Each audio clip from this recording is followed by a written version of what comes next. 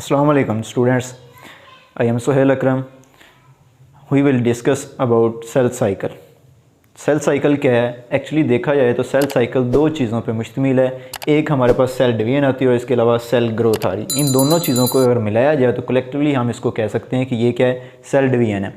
इसका हम थोड़ा सा ओवरव्यू देखते हैं, स्टार्टिंग पॉइंट देखते हैं। तो ये इसमें काफ़ी ज़्यादा साइंटिस्ट उन्होंने काम किया था, लेकिन जो हार्वर्ड और इसके अलावा पेलिक थे, इन्होंने 1950 के अंदर इसके जितने भी सीक्वेंस आते हैं सेल डिवीजन के अंदर, वो सारे इन्होंने इसको एक डिटेल के अंदर बताए थे।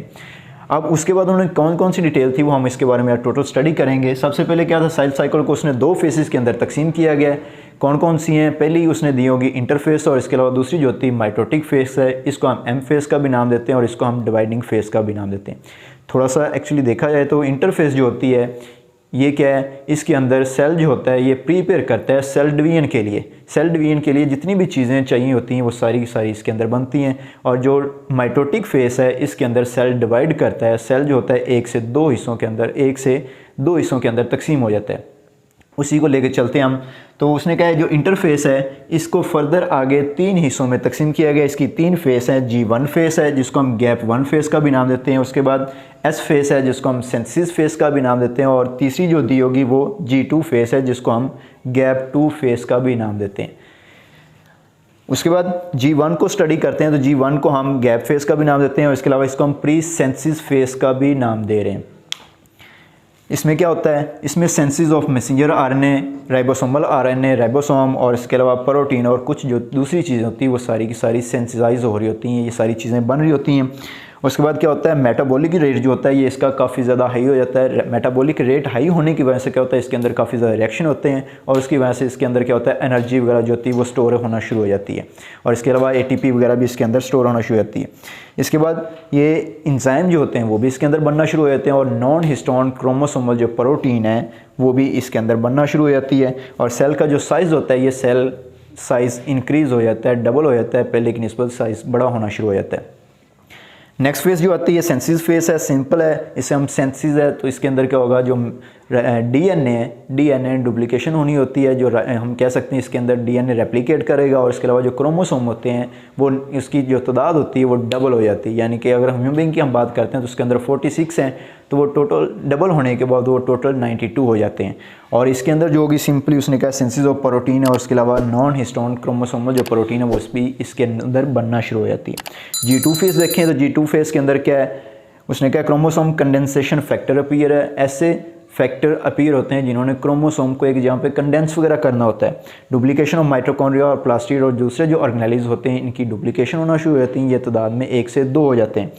डैमेज डीएनए, अगर डीएनए की जो कॉपी वगैरह होती है उसके जो डैमेज वगैरह होते हैं उसको दोबारा यहाँ पे रिपेयर किया जाता है ताकि फर्दर जो होती है उसके अंदर कोई म्यूटेशन वगैरह ना आए। नेक्स्ट इसके बाद दूसरी फेस शुरू होती है जिसको हम एम फेस, माइटोटिक फेस या इसको हम डिवाइडिंग फेस का नाम देते हैं। इसको भी फर्दर उसने दो हिस्सों में तकसीम किया है, कैरियोकाइनेसिस और दूसरी साइटोकाइनेसिस है। कैरियोकाइनेसिस को अगर देखते हैं तो ये क्या है, डिवीजन ऑफ न्यूक्लियस है। इसमें जो न्यूक्लियस है इसको 1 से 2 हिस्सों में तकसीम किया जाता है। और जो साइटोकाइनेसिस है इसके अंदर साइटोप्लाज्म 1 से 2 हिस्सों में तकसीम होता है। साइटोप्लाज्मिक जो होती है, साइटोप्लाज्म जो फ्लूइड वगैरह होता है ये एक सेल से 2 हिस्सों में तकसीम हो जाता है। कैरियोकाइनेसिस को देखें तो इसको भी उसने 4 हिस्सों में तकसीम किया गया जिसको हम माइटोटिक का नाम देते हैं, माइटोसिस का भी नाम दे रहे हैं। इसकी 4 फेसेस हैं। पहली फेस प्रोफेस है, दूसरी फेस मेटाफेस है, तीसरी एनाफेस है, चौथी टीलोफेस है। और उसके बाद जो आती है वो साइटोकाइनेसिस आती है जिसको हम लास्ट में देखते हैं, एक एडिशनल है। प्रोफेस को देखा जाए तो प्रोफेस उसने कहा सबसे लंबी फेस होती है, टाइम इसमें सबसे ज़्यादा लगता है और ये सबसे ज़्यादा जो हम कह सकते हैं यहाँ पे जो काम वगैरह जिसके अंदर होते हैं वो सबसे ज़्यादा होते हैं। पहला काम यहाँ से इसके अंदर क्या होता है, जो स्पिंडल फॉर्मेशन है वो बनना शुरू होते हैं। आप स्पिंडल फॉर्मेशन बनेंगे। स्पिंडल फॉर्मेशन बनने के लिए उसने कहा जो न्यूक्लियर मेम्ब्रेन होती है और इसके अलावा जो न्यूक्लियस होता है, न्यूक्लियस के ऊपर जो न्यूक्लियर मेम्ब्रेन होती है ये डिसअपीयर होना शुरू होती है और यही ऐसा कन्वर्ट होती है कि इसके अंदर स्पिंडल फाइबर के अंदर कन्वर्ट होना शुरू हो जाती है।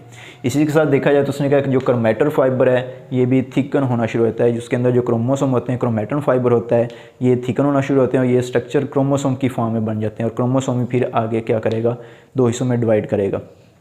नेक्स्ट इसके बाद फ़ौरन क्या होती है, मेटाफेस शुरू हो जाती है। मेटाफेस क्या करेगी, इसके अंदर क्रोमोसोम जो होते हैं ये विजिबल होते हैं और इसी विजिबल होने की वजह से हम ये कह सकते हैं कि जो मेटाफेस है ये बेस्ट फेस है क्रोमोसोम को स्टडी करने के लिए। क्यों? क्योंकि इसके अंदर जो क्रोमोसोम होते हैं ये ज़्यादा विजिबल होते हैं, हम इसको ईजिली देख सकते हैं। इसके अलावा जो बाकी फेज़ होते हैं उसके अंदर ये विजिबल नहीं होते, वहाँ पे ईजिली इसको देखा नहीं जा सकता।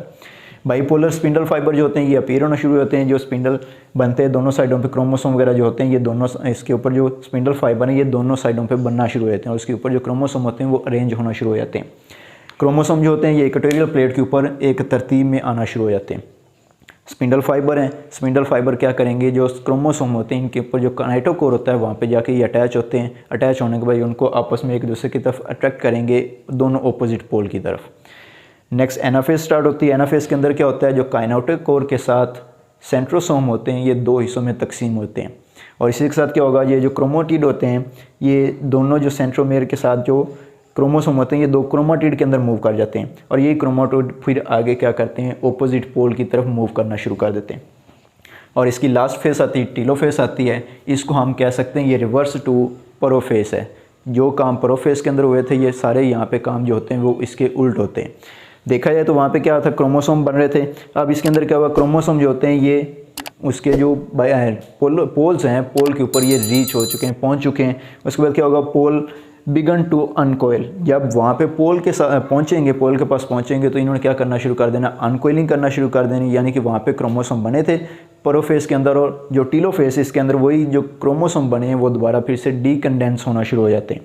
उसके बाद न्यूक्लियर मेम्ब्रेन और न्यूक्लियस होता है, ये दोबारा फिर से रीअपीयर होता है और इसी के साथ क्या होता है, जो स्पिंडल फाइबर होते हैं वो भी डिसइंटीग्रेट होना शुरू होते हैं, वो ख़त्म होना शुरू होते हैं और उसी के साथ क्या होता है, जो न्यूक्लियर मेम्ब्रेन और न्यूक्लियर मेम्ब्रेन के अंदर जो न्यूक्लियस वगैरह होता है ये दोबारा फिर से रीअपीयर हो जाता है। और अब क्या होता है, दो न्यूक्लियाई जो होते हैं वो बन चुके होते हैं जिसको हम डॉटर न्यूक्लियाई का नाम दे रहे हैं। और लास्ट में क्या होता है, जो फर्दर ऑर्गेनेलीज होती हैं लाइक माइटोकॉन्ड्रिया, राइबोसोम और जो दूसरी ऑर्गेनेलीज आ रही हैं वो यहाँ पे रीफॉर्म होती हैं, दोबारा बनती हैं और इसके बाद जो आती है वो साइटोकाइनेसिस आती है। साइटोकाइनेसिस क्या है, एक्चुअली इसके अंदर जो सेल होता है ये सेल के सेंटर से एक कंस्ट्रिक्शन रिंग बनता है जो सेल को एक से दो हिस्सों में तकसीम कर देता है। और इसके अंदर क्या होगा, साइटोकाइनेसिस के अंदर जो साइटोप्लाज्म में जब दो सेल बनेंगे तो दोनों के अंदर साइटोप्लाज्म जो होता है हाफ हाफ तकसीम हो जाता है और इसको हम साइटोकाइनेसिस का नाम देते हैं। और फर्दर लास्ट में जो इसका हम कह सकते हैं रिजल्ट है, सेल जो होता है एक से दो हिस्सों में तकसीम हो जाता है।